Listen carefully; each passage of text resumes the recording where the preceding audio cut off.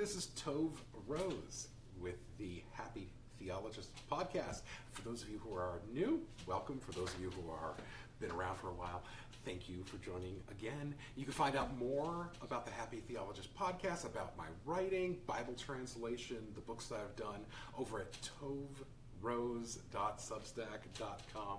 And all my paid subscribers get first dibs on everything, including this podcast. So I am here at the home of my friend, Michael-David. Hi, Michael-David. I'm excited to be on your podcast there, Tove. It's been an amazing relationship, us meeting each other and having gone way, way back when you first saw me interested in playing harp at some meeting. Where was that? 1995, across the border from Michigan, in Canada where you live. Yes, indeed. You were attending a church there. Yeah. Yeah. No, it's really something that we go that far back. Yeah. Yeah. So this is the third in a row of different podcasts that we've been recording in your home, which is nice and beautiful, with your cute little dog called Shekel. Yes, indeed. She seems to not have a problem when the broadcasts are going on, sitting right at my feet. Right? So there you go. This is really quiet. Yeah. So it's been really wonderful getting to know you really well over the last year that you've been living here in the Kansas City area. Indeed. And spending time with your family and my family. And actually, I know your wife's not here right now, but she has been such a blessing, especially to my youngest daughter. Indeed. And like my youngest daughter calls her auntie because that's really their relationship. Well, there is some genetic connection there with the Rosian swags and my wife being part of that line. So for sure, there's got to be some commonality. Yeah. From the basic research, it looks like we have some like common great-great-grandparents. Yes, or indeed. Or if not all the way back to Abraham. Yeah, right, exactly. Yeah, so we've been talking about the harp. Yes. How it was used prophetically in the Bible, kind of the theology of it. Mm-hmm. I want you to talk a little bit more about the first time you did harp school in Jerusalem. Yes.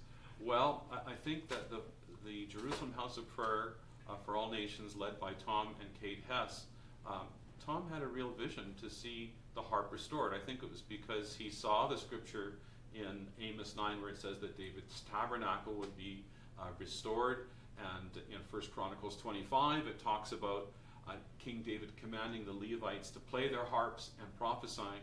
And if that's going to be restored, then what is that going to look like? And so that's where I began to do my harp schools at the Jerusalem House of Prayer for All Nations. And ever since then, they've taken the harp as their primary instrument. And so the prayer houses all around the world are getting exposed to it, and I have the distinct privilege of being able to help that process along. And you teach people how to learn the harp, how to play by ear, yes, in 5 days. That is true. It's true. I teach people how to play by ear, how to play simple chords. And so if people actually want to learn, they can go to my website. My website is michael-david.com. And if you look, see the heading, 3 ways to play the harp, all the upcoming harp schools are always listed there. Mm-hmm. And so because we're in Kansas City, it's a central location for people to come to. And so they can learn how to play the harp, and in 5 days they'll be worshiping on the harp and using it for prayer.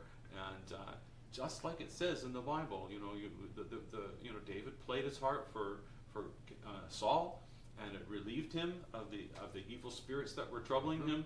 Mm-hmm. And we find that the harp is still to this day a powerful way to amplify our prayers and to bring spiritual deliverance to people, and just set an atmosphere where God is able to speak to us. And so that's why I call my schools the School of the Prophetic Harp. As a matter of fact, people can just go to my website, and wherever the next harp school is, like here in August, you can see this. But you can come to michael-david.com/harp school and see when the next upcoming harp school is. You also do it over Zoom. That is true. People can, and this is something I only most recently started doing, but people can come to my harp school in the comfort of their own home. They can sit there, and actually it's a lot of fun because there's a lot of interaction between people who are in Zoom land, I always say. And you're also a reseller, so you can sell harps? That's right. If people are needing a harp to get started, I do have a line of harps that are these beautiful smaller harps that are not so expensive and are able to be used within my harp class perfectly. And you can travel with it and put it in overhead luggage compartments and planes, and people all over the world have found that the beauty of the harp by using those beautiful harps. So yes, we can sell them a harp if they need it. You also do other things. So I just want to mention a few of those other things that we didn't mention in the previous podcast. Yes. So you're also a writer. Yes, I am a writer. And also you and your wife also do composing. Yes. And you've written movies and plays and musicals. Yes, we are producers, indeed. Actually, if you go to my website, you can go to michael-david.com and click on ministry. And when you click on that link, you'll see all the film productions, feature-length films that we're involved in, and our ministry, helping people understand the mystery of Israel. And so we've been teaching people about the feasts, but the harp ministry in particular, just restoring that Davidic use of the harp prophetically and for worship and prayer in prayer houses around the world. So yeah, if you just go to my website, you'll see all those different things that we are involved in. Indeed. Yeah, I haven't done this publicly, and since this is going out to a minimum of 175,000 people. Thank you for including me in the pageant that you did last fall. Yes. It was such a blessing. Yeah, here in Kansas City, a production that you did. Yeah, we put on a Feast of Tabernacles, a Sukkot celebration, and during that, Tove was called upon to sing the Hebrew prayer at an appropriate moment, and so it was beautiful to have you part of that. It was wonderful. And some of that was from other productions that you have done. That's correct. Actually, if they go to my website, they will be able to find the production called Feast of the Ages. And that, if you go to our Messianic Marketplace, you'll see that you can go, there are many CDs there, but the Feast of the Ages production, which we recreated part of that here in Kansas City, it was a powerful thing to do that celebration in this community here. Oh, it's wonderful. Yeah. It's wonderful. Okay, so let's get to the meat of what we wanted to talk about here, which is... Wait, what was it? The restoration of the harp and my first harp school. Yes, your harp school. Yes. And actually, there's a wonderful report that I'd like to play for you that the Acts News Network did, and it really, in a beautiful way, defines how and why the harp is being restored these days. So here's that report. Towering almost 400 feet above the main gateway into Jerusalem is a string suspension bridge known as David's harp, a striking symbol of a monarch who was a skilled musician and the greatest king ever to rule over Israel. For the past 2,000 years, however, the seraphic sounds of a Davidic harp ensemble have all but vanished after the destruction of the Second Temple. Harp music was central to the 24-hour, 7 days a week temple worship King David initiated, also referred to in Scripture as the Tabernacle of David. Michael-David, a classically trained Canadian musician, launched Israel's first modern school of the harp in the city of Jerusalem. It's an appropriate venture for those who see the reintroduction of harp worship as a necessary component of the times of the final redemption, the days immediately preceding the coming of Messiah. The harp is being restored as an instrument, as a primary instrument of leading worship. This school marks a shift towards that direction. From beginners to professionals, Michael-David's 14 harp students have been drawn to Jerusalem from 6 nations to be mentored in a unique style of harp playing. Although music technique is core to Michael-David's curriculum, it takes a backseat to improvisation and being led by the whims and nuances of the spirit. He has modeled his school after the way he believes King David would have played his harp. His way of playing was very spontaneous, very ad-libbed, straight off, without having any form of music holding him back. So we are recreating that, not just how to play the instrument with skill, but how to worship and how to hear God's voice. Some correlate the reemergence of harp worship with the fulfillment of prophetic scriptures. Amos 9 speaks of the restoration of the Tabernacle of David and its primary function, the prophetic harp that was flowing, we see that restoration taking place all over the world. The nations coming in to a relationship with God, and the Jewish people back in the land, never again being plucked out. For professionally trained concert harpist Elizabeth Lilly, the school was a life-changing experience. What we're learning to do here is really to play from our hearts and to play what God is giving us in the Spirit. So it's very different from when I go to my jobs and play the music. It's very accelerated. We've learned to compose music. We've learned to transpose music. But I just play from my heart to God. It's a different quality. It's eternal quality. As Michael-David and his students took their newly acquired skills to the streets of Jerusalem after a 2,000-year absence, the celestial sounds of an ensemble of harpists could once again be heard rising from the city of David, the great harpist king of Israel, and that, to many, was a heavenly sound. Marnie Blom, Axe News Network, Jerusalem.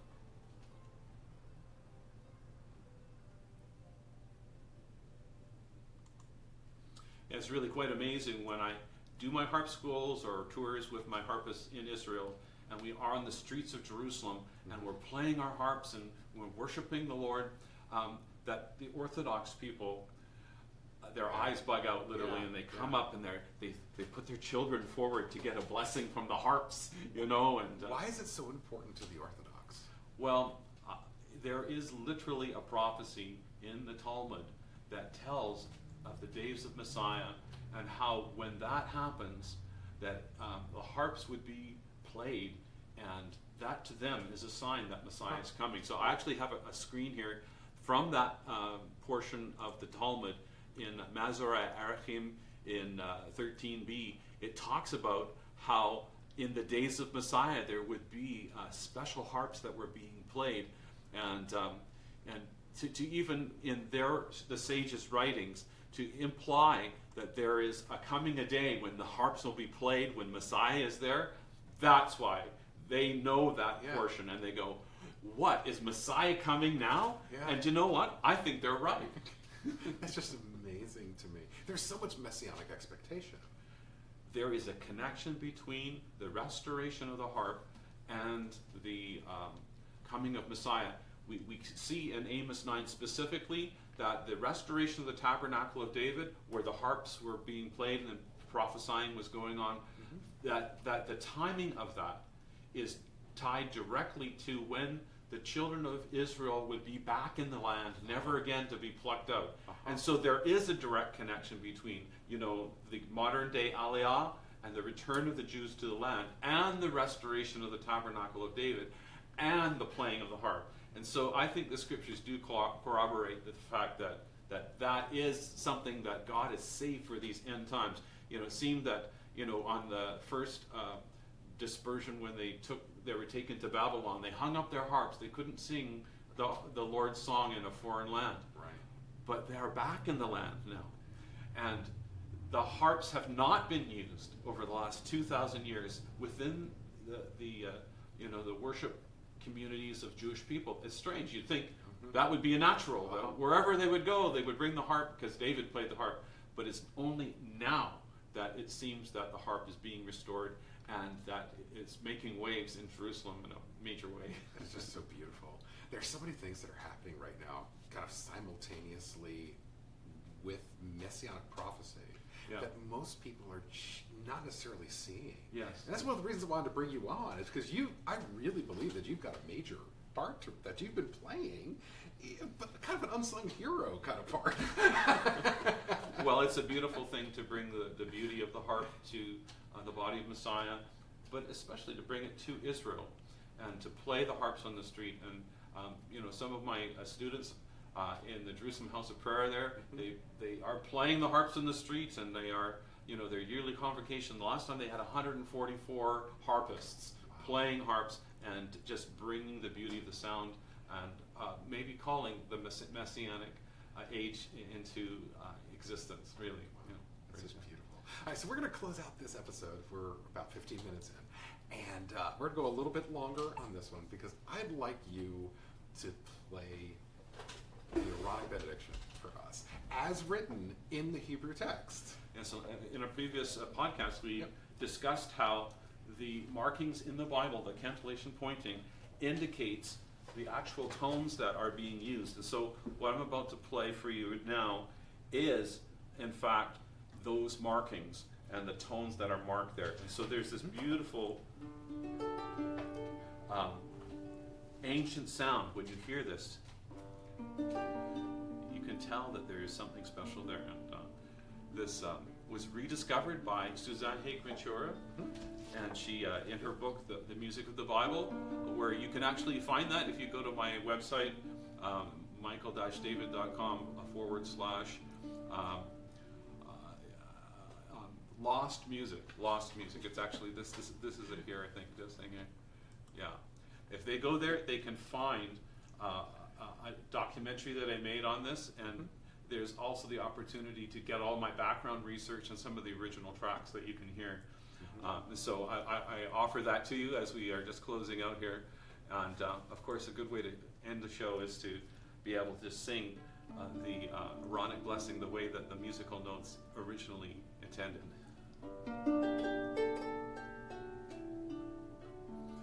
Yivarechecha Adonai verishmerecha, Ya'er Adonai panav eleka vichunecha, Yasa Adonai panav elecha, ve'yesam lecha shalom. The Lord bless and keep you. The Lord make his face shine upon you and be gracious to you. The Lord lift up his countenance upon you and give you his shalom, his peace.